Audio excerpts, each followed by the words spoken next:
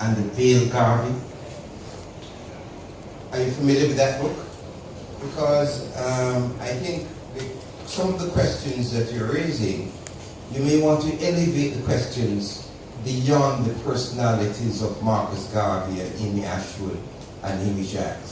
Because what Ulla Tilly does in the book is to deal with the complexities of what she calls community feminism and the kinds of feminisms which arose in the context of the 1920s organizing in New York. And it elevates it beyond the personal relationship between those persons. So I would want to encourage you very much to look at that scholarship. It's about 10 years old now, and it's written in the context of what lessons you can learn from that period about organizing in that context. On the paper on reparations and women, I think it's a very important intervention, but I want to agree with my sister Ife about the volume of work which was done by black women and why one has to take an internationalist position on the question of reparations. So when we're discussing reparations in the Caribbean, you should always bear in mind the reparative justice of the South Korean women, of the Palestinian, African American, and people in places like Brazil. And in the particular case of feminism and reparations, there's so much that can be done to contribute to the scholarship on reparations, and it requires serious engagement. I want to mention 3 areas. First, the book by Dorothy Roberts, Killing the Black Body, about the role of enslavement and what happens to the whole body of black women. And she traces that not only from slavery, but up to today with experimentation on black women and their purveyor and so forth. The second is on the specific genetic makeup of black women. In the case of Henrietta Lacks, I don't know if you know the book about the cells of Miss Lacks, that was taken by Johns Hopkins University, and it's been reproduced and used for the past 40 years in biological research. And why that kind of research about reparations is not about past crimes, but present experimentation of black women, and why there must be solidarity between black women in Africa, the Caribbean, South America, about their specific experience, so that when we have something like the Caribbean Reparations Commission, it's only an opening that we should be pushing to carry out more research on what has happened to black women, because the experience of black women is so specific, you cannot replace it by just talking about it. And the last point I want to make is the book Medical Apartheid, and the whole question about the gynecological research. No man can write about the kind of gynecological research that Dr. Marion Sims carried out. And why, I don't know if you know about the statue to Dr. Marion Sims in New York, who was supposed to be the father of gynecology, and the kind of experimentation that was done on black women during slavery, and what that has the impact today on the whole research on black women. I'm saying the field of reparations is now wide open. We in the university, in terms of the solidarity and linkages as black feminists and black women between Africa, Latin America, the Caribbean, we have a space that is opened up by the Caribbean Reparations Commission. We should step into it and do the research.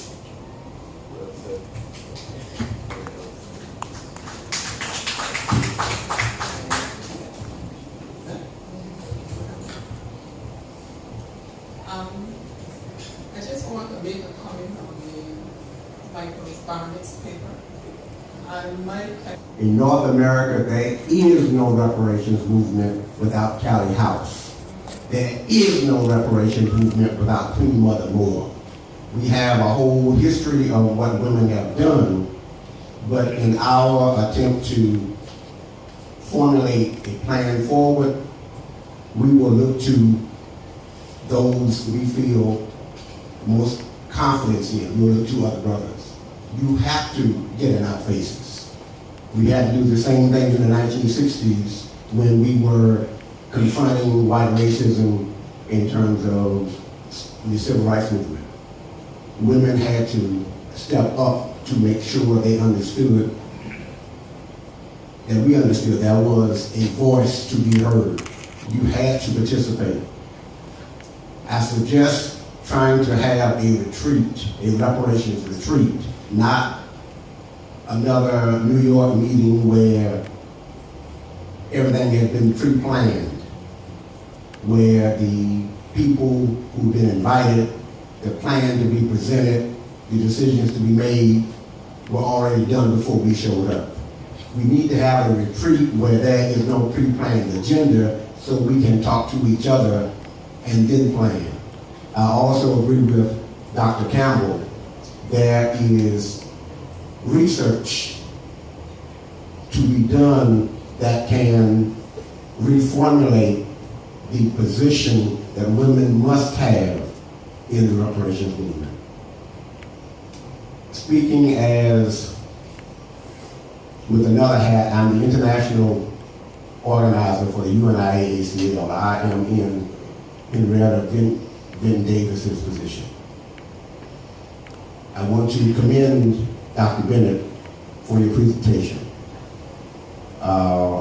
We do have to handle the young lady's comment about how we tell women's stories, but you presented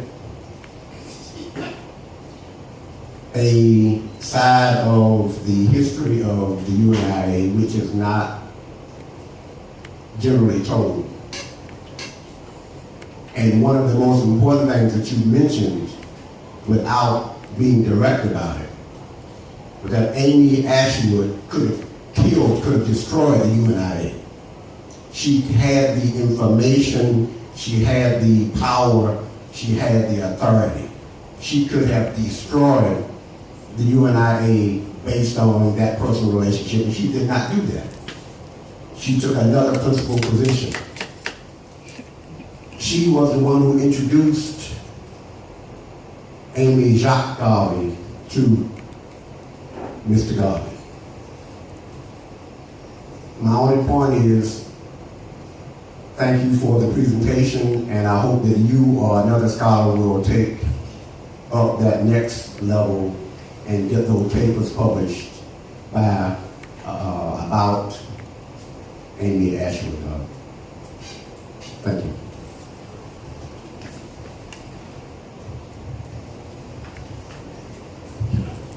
Probably 30 seconds. First, I would like to say that I really, appreciate the statement by our sister Joy Workman, because that's one of the areas I really want to look at. Because sometimes we use some of these issues to create problems in the African family and to distract us when we're dealing with the revolution, because they use it against, the South African struggle with Nelson Mandela, the same issue for Victoria and other matters when they're leading the struggle. But what I'm concerned about, and I'm in agreement with Dr. Sandra Richards in relation to the feeling, because I too are not feeling the Pan-Africanist struggle in the streets, in the valley, in the trade union movement, in the church, among the people. We're only feeling it among a small group of persons. Okay? So as Pan-Africanists, we need to take this struggle into the areas relating to the grassroots areas. Because if you walk the streets of Barbados and you ask 100 persons about the Durban Conference, not one of them will be able to tell you anything about the Durban Conference. Not one of them will be able to tell you anything about reparation. And you can test it when you go back into the hotels. So the only way that we can become successful in this battle is by involving the people. It must be a people's struggle, a people's Pan-Africanist struggle. And not an intellectual struggle alone, and not a struggle for a few Pan-Africanists. But we must take it into the heart of the trade union movement, into the heart of community organizations, into the heart of grassroots organizations.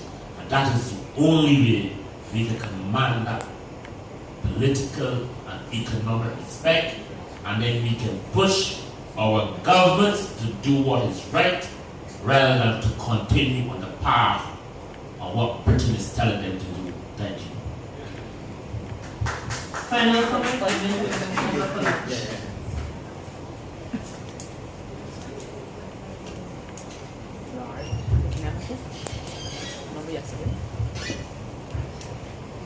I want to apologize for the laughter and enjoying myself. It's just when you said young lady, and I couldn't hear the time here.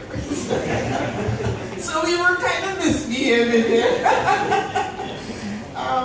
Yeah,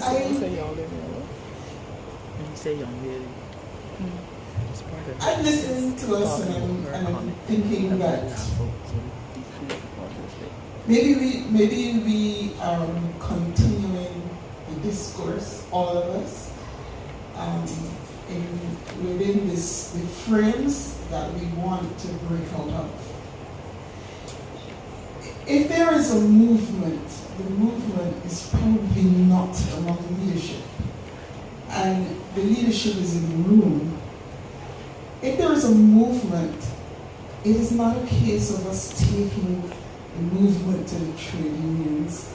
It is if we conceive of ourselves as leaders,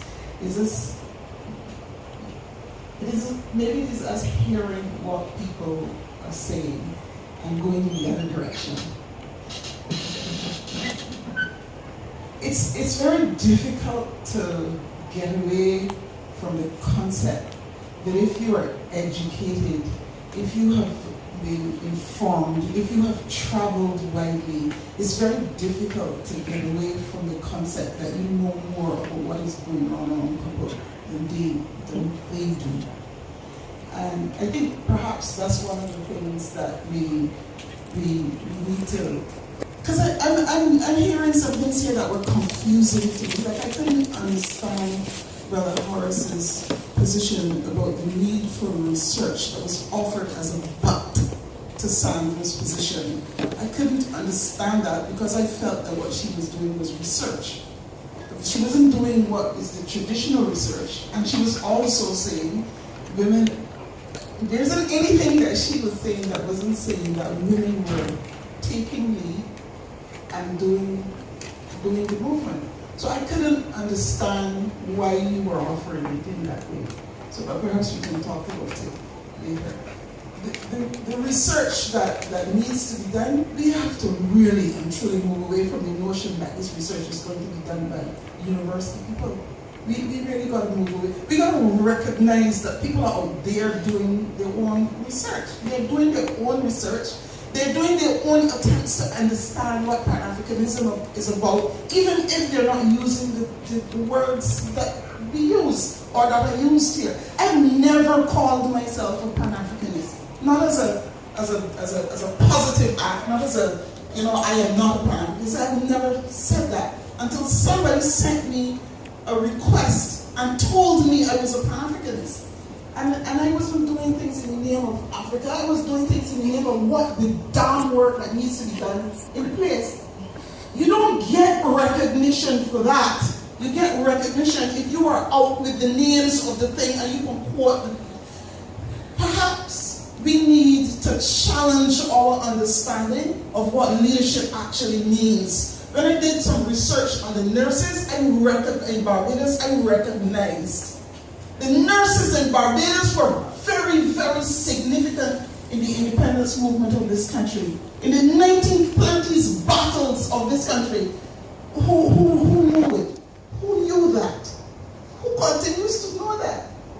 Maybe we need to challenge not just how other people have seen black people or how men have seen black women. Maybe we need to challenge the concepts and constructs that we use in order to understand the world that we're living in. And I really believe leadership is the first one that we have to do some serious work on.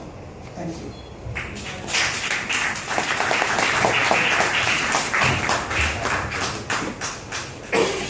We I've been such a bad. I don't think you'll ask me to do this ever again, because I think one of the most important things when you have a presentation is to hear from the audience, and that I think is what the speakers want more than anything else. So what I'm going to do, I apologize for taking up so much time, we apologize for taking up so much time of your lunch, is ask both Sandra and Michael to have the final word, and then anything else I'm sure they'll be happy to engage you on the outside. Thank you for being such a patient and wonderful audience. Good, thanks. Every contribution I have taken on board, and I just wanted to remember, it is not about, I'm not pointing to a person, I'm just dealing with some things that have come up. There's no doubt that the work has been done. There's no doubt that women are doing the work. That is not the issue for me. It is about the role of the woman and how visible the woman is and her voice. It's not, we're doing work. There's no doubt there, right? So there's the thing about medical apartheid, I have to say, you know, my paper is about the enduring trauma, and certainly in places that I have been, women are speaking about that experimentation. It is happening still. And what I would want to say is that I do take on board that there should be solidarity between women, and there is. You know, recently there was the formation of the African Queen Mother Warriors. They are not from one particular location.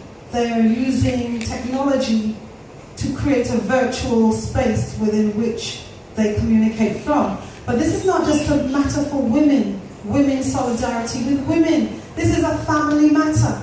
So it's, you know, the same way women can be concerned with what's happening with men, men are to be concerned with what's happening with women. It's just that women's voice and women's visibility and women's agency is part of that spirit, the spirit of the omnipresent, both male and female issues are matters of concern for male and female. So that is the major point, not, you know, for women to, no, I'm not saying that this is what was said, but for women to go off and be solid together, you know, this is a family issue, just like issues of our elders and youth are. And the other thing is, yes, we will get in your faces. There is a price that we will pay, and we are quite aware of that. We are already viewed as being angry black women and whatever else. So we're good with that, because we love in ourselves and we recognize that, and brothers are loving us too, and so that's fine. So we will be in your face, but not just to be emotional. It is to make a contribution to a family issue. We need to, as Margaret was saying, we need to reformulate and rethink. We are thinking within Eurocentric paradigms, and we need to break out of them. Spirit does not do something over there instead of over here. It causes a disturbance everywhere. So among the leadership, you know, in the fields, in the mountains, this is what we're talking about. So, you know, feeling it everywhere, causing a disturbance everywhere is useful, because then you reorder. The same order is not working for us. We need to reorder. That means there needs to be some disturbance and some disruption, but we need to stay in the room. We need to stay in the room. So it's not just academic.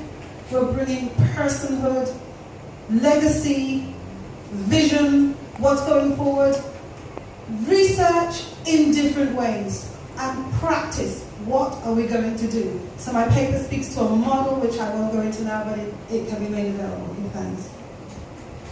Thank you, Sandra.